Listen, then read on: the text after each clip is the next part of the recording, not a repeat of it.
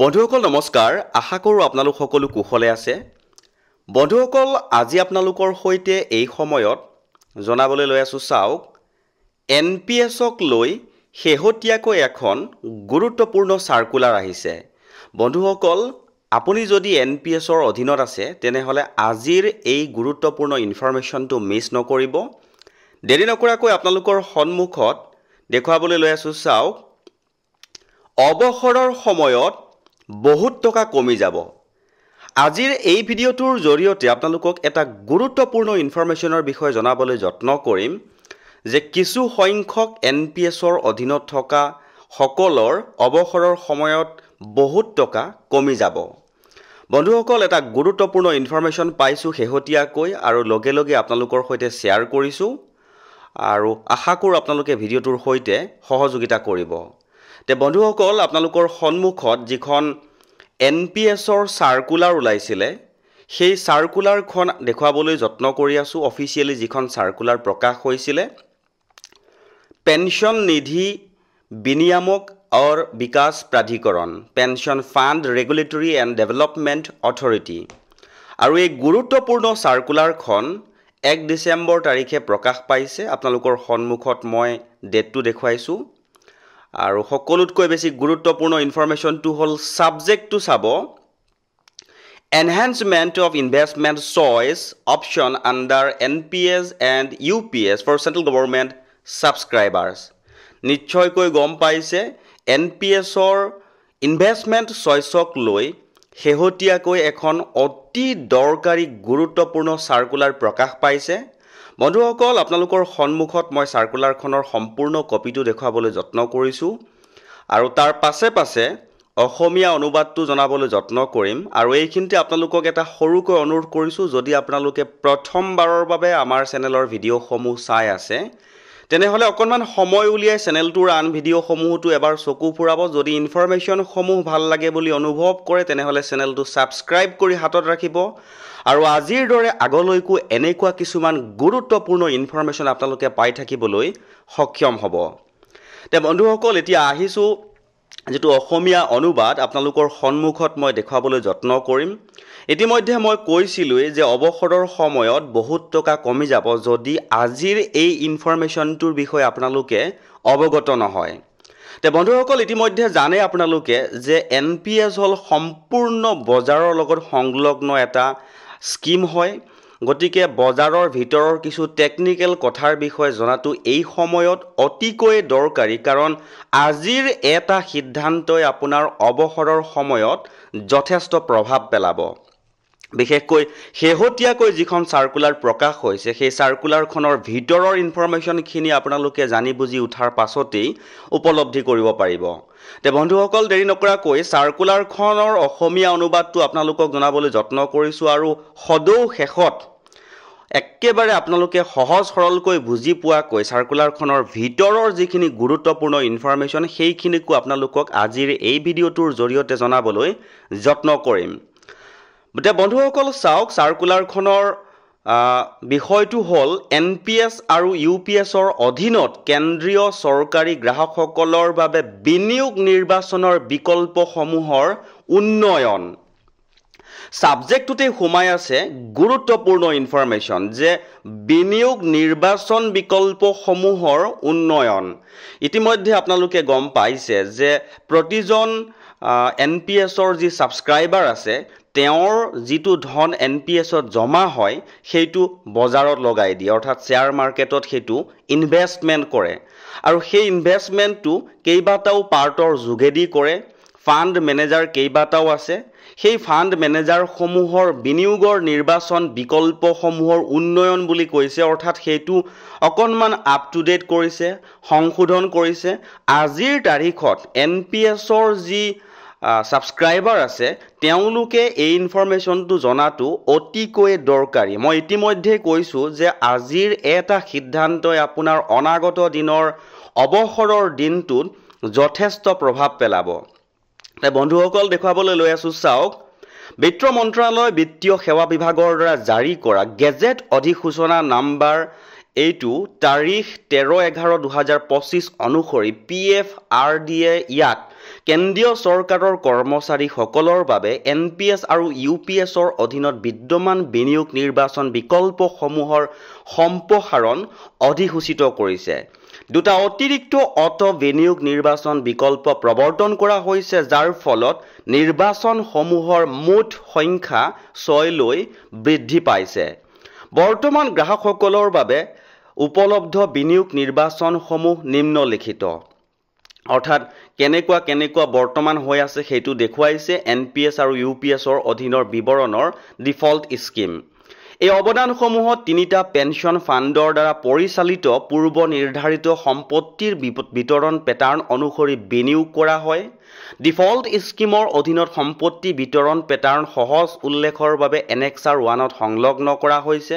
তে বন্ধুসকল, আপোনালোকে মই গম পাইছোঁ যে মই যিখিনি কথা আপোনালোকক এইমাত্ৰ জনাই আছোঁ এইখিনি আপোনালোকৰ কাৰণে বুজিবলৈ অকণমান দিগদাৰী হৈছে। আপোনালোকে মোৰ সৈতে সহযোগিতা কৰক, আপোনালোকে বুজি পোৱাকৈ সহজ সৰলকৈ মই জনাবলৈ যত্ন কৰিম।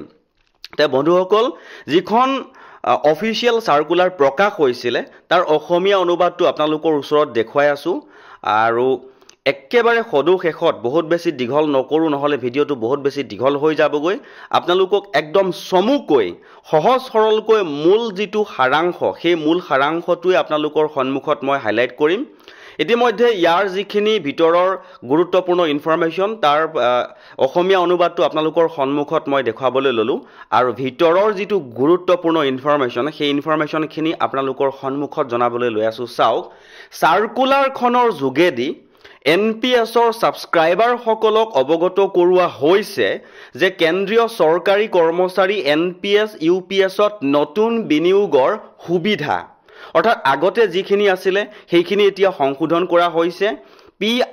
PFRDয়ে কেন্দ্ৰীয় চৰকাৰী কৰ্মচাৰীসকলৰ NPS আৰু UPS একাউণ্টত বিনিয়োগৰ বিকল্প বঢ়াইছে। এতিয়া আগতে যি 4টা বিকল্প আছিল তাৰ লগত নতুন 2টা যোগ হৈ 6টা বিকল্প হ'ল। বিকল্প মানে আপোনালোকৰ যিটো পইচাটো ফাণ্ড মেনেজাৰৰ যোগেদি যায় সেই ফাণ্ড মেনেজাৰৰ কথাসমূহৰ কথা উল্লেখ কৰিছে। এতিয়ালৈকে যি বিকল্প আছিল ডিফল্ট স্কিম, পইচা স্বয়ংক্ৰিয়ভাৱে 3টা পেঞ্চন ফাণ্ডে মিলি বিনিয়োগ কৰে, এইটোৱে সকলোৰে বাবে আছিলে ডিফল্ট। এতিয়ালৈকে কি আছিলে, 3টা ফাণ্ড মেনেজাৰ আছিলে, পইচাটো কালেকশ্যন কৰে এজন মানুহৰ পৰা। সে ধৰি লওক 3000 টকা কানেকশ্যন কৰিলে, সেই কালেকশ্যনটো যিটো বৰঙণিটো NPSৰ বৰঙণি 3000 ল'লে আৰু 3টা পেঞ্চন ফাণ্ডত সোমোৱাই দিছিলে। কিন্তু এতিয়াৰ পৰা অকণমান চেঞ্জ হৈছে। সেইসমূহ হ'ল এক্টিভ চইচ বুলি আছে, 100% চৰকাৰী বণ্ডত, সম্পূৰ্ণ পইচা কেৱল চৰকাৰী ছিকিউৰিটিজত থাকিব। অটো চইচ ৰিক্স লাইট 35 বছৰলৈকে 25% শ্বেয়াৰ বজাৰৰ, পিছত কমি 55 বছৰত 5% হ'ব। অটো চইচ LC মডাৰেট 50 35 বছৰলৈ 50% শ্বেয়াৰ বজাৰৰ, পিছত কমি 55 বছৰত 10% হ'ব। এইখিনি আছিলে এক্সিষ্টিং যি 4টা আছিলে। তাৰমানে এই 4টাৰ লগত নতুনকৈ 2টা যোগ কৰিছে। মই এইখিনিতে আপোনালোকক কৈছোঁ যে এই যিবিলাক ফাণ্ড মেনেজাৰ আছে এইখিনি কিন্তু সাল সলনি কৰিব পাৰে। সেইবাবেই কৈছোঁ যে আজিৰ এটা সিদ্ধান্তই অনাগত দিনত অৱসৰৰ দিনটোত কিন্তু একেলগতে একে সময়তে একে চাকৰিত যোগদান কৰা আৰু একে সময়তে NPS কৰা দুজনৰ কিন্তু ৰিটায়াৰমেণ্টৰ সময়ত একেদিনাই যদিও অৱসৰ হয় কিন্তু তেওঁলোকৰ পইচাটো বেলেগ বেলেগ হ'ব পাৰে, যদিহে কোনোবা এজনে স্মাৰ্টলি ফাণ্ড মেনেজাৰসমূহ তেওঁৰ লাইফ চাইকেলত চেঞ্জ কৰি থাকিছিলে বা ফাণ্ড মেনেজাৰসমূহৰ যদি পাৰফৰ্মেঞ্চ চাই পেলাই তেওঁ যদি পইচাটো ইনভেষ্ট কৰি আছিলে। সেইবাবেই কৈছোঁ এটা গুৰুত্বপূৰ্ণ ইনফৰমেশ্যন। আৰু আজিৰ এই ইনফৰমেশ্যনটো জনাৰ পিছত আপোনালোকে নিজাববীয়াকৈও চেষ্টা কৰিব যে ফাণ্ড মেনেজাৰসমূহ কেনেকৈ চেঞ্জ কৰিব পাৰি, বা লাষ্ট ফাণ্ড মেনেজাৰসমূহ যিসমূহত আপোনালোকৰ পইচাটো অলৰেডি সোমাই আছে, এক্সিষ্টিং ফাণ্ড মেনেজাৰসমূহৰ পাৰফৰ্মেঞ্চ কেনেকুৱা হৈ আছে, সকলো সবিশেষ আপোনালোকে নিজে নিজে জানিবলৈ যত্ন কৰক। কাৰণ এটাই কথা, NPS সম্পূৰ্ণ শ্বেয়াৰ বজাৰৰ লগত জড়িত, গতিকে আপোনালোকে জনাটো সেইটো প্ৰথম আৰু মৌলিক কৰ্তব্য হ'ব প্ৰতিজন NPS ছাবস্ক্ৰাইবাৰৰ বাবে। তে বন্ধুসকল, নতুনকৈ যি 2টা যোগ হৈছিলে সেই নতুনকৈ যোগ হোৱা 2টা হ'ল অটো চইচ LC 75 হাই ৰিক্স 35 বছৰলৈ 75% শ্বেয়াৰ বজাৰত, পিছত কমি 55 বছৰত 15% হ'ব। মানে কথাটো এনেকুৱা নিচিনা যিজন সাবস্ক্ৰাইবাৰে অটো চইচ সিলেক্ট কৰিব তেওঁৰ যেটো ইনভেষ্টমেন্ট হ'ব সেই ইনভেষ্টমেন্টটো তেওঁৰ বয়স 35 বছৰ নোহোৱালৈকে তেওঁৰ টোটাল ইনভেষ্টমেন্টৰ 75% শেয়াৰ বজাৰত থাকিব আৰু সেইটো লাহে লাহে ডিক্ৰিজ হৈ লাষ্টত কি হ'ব 55 বছৰত গৈ 15% হ'ব বুলি উল্লেখ কৰিছে 2 নম্বৰটো হল অটো চইচ এগ্ৰেছিভ অৰ্থাৎ অটো চইচ যেটো হ'ব অটো চইচটো হ'ব 45 বছৰ বয়সলৈকে 50% শেয়াৰ বজাৰৰ পিছত 55 বছৰ বয়সত 35% হৈ থাকিব বৰ্তমান অৱস্থা মাত্ৰ 4% চৰকাৰী কৰ্মচাৰীহে ডিফল্টৰ বাহিৰৰ বিকল্প বাছিছে যদি ডিফল্টৰ বাহিৰৰ বিকল্প লব খুজে ওপৰৰ 5টা বিকল্পৰ ভিতৰত এটা বাছিব লাগিব 10টা পেনশন ফাণ্ডৰ এটা ফাণ্ডো বাছিব লাগিব তে নিশ্চয়কৈ এটা খুব বৰ্তমানৰ অৱস্থাটো পুতৌ লগা বুলি ক'ব লাগিব কাৰণ অনলি 4% কৰ্মচাৰীয়েহে এই ডিফল্টৰ বাহিৰৰ বিকল্পটো বাছিছে বুলি উল্লেখ কৰিছে আৰু যিকোনো বিকল্প লোৱাৰ আগতে www.npstrust.org.in ত গৈ পেনশন ফাণ্ড আৰু স্কিমৰ পাৰফৰমেন্স সমূহ চাই লব ভালদৰে বুজি শুনি তাৰ পাছত সিদ্ধান্ত লব কাৰণ গুৰুত্বপূৰ্ণ সিদ্ধান্ত আৰু বিশেষকৈ বজাৰৰ সৈতে জ্ঞান থকা বা বজাৰৰ সৈতে বুধ থকা ব্যক্তিৰ সৈতে আলোচনা কৰিহে সিদ্ধান্ত লব কাৰণ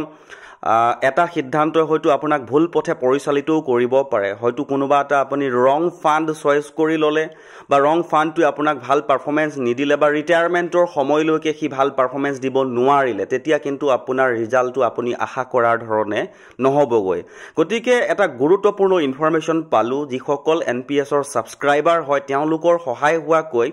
এই ইনফৰমেশনটোৰ বিষয়ে যিমান পাৰো সহজ সৰলকৈ জনাবলৈ যত্ন কৰিছো কাৰণ আপোনালোকৰ পইচাসমূহ যিসমূহ সম্পূৰ্ণ বজাৰৰ লগত জড়িত হৈ আছে গতিকে আপোনালোকে অকনমান হলেও বজাৰৰ বিষয় বিশেষকৈ এনপিএছৰ যি ফাণ্ড মেনেজাৰ আছে সেই ফাণ্ড মেনেজাৰ সমূহ বা পেনশন ফাণ্ড সমূহ যেনেকুৱা আছে তেওঁলোকৰ যি পাৰফৰমেন্স সেই পাৰফৰমেন্স সমূহ আপোনালোকে জানিবলৈ যত্ন কৰক গুগলত বিচাৰক বা অন্যান্য যি সোৰ্স আছে সেই সোৰ্স সমূহ জানিবলৈ যত্ন কৰক বা যি পুৰণা ব্যক্তি আছে এনপিএছৰ অধীনত তেওঁলোকৰ পৰাও জানিবলৈ যত্ন কৰক কাৰণ আজিৰ এই সময়ত এটা অতিকৈ দৰকাৰী আৰু গুৰুত্বপূৰ্ণ ইনফৰমেশন বুলি ক'ব পাৰি যিসকল এক্সিস্টিং এনপিএছৰ সাবস্ক্ৰাইবাৰ হয় তে বন্ধুসকল আপোনালোকৰ সহায় হোৱাকৈ হেহতিয়াকৈ এনপিএছৰ সৈতে জড়িত এটা গুৰুত্বপূৰ্ণ ইনফৰমেশন যেটো প্ৰকাশ পাইছিলে আৰু লগে লগে আপোনালোকৰ সৈতে শেয়াৰ কৰিলো যদি ইনফৰমেশনটো ভাল লাগিছে তেনেহলে আপুনিও এবাৰ শেয়াৰ কৰিব বুলি অনুৰোধ জনালো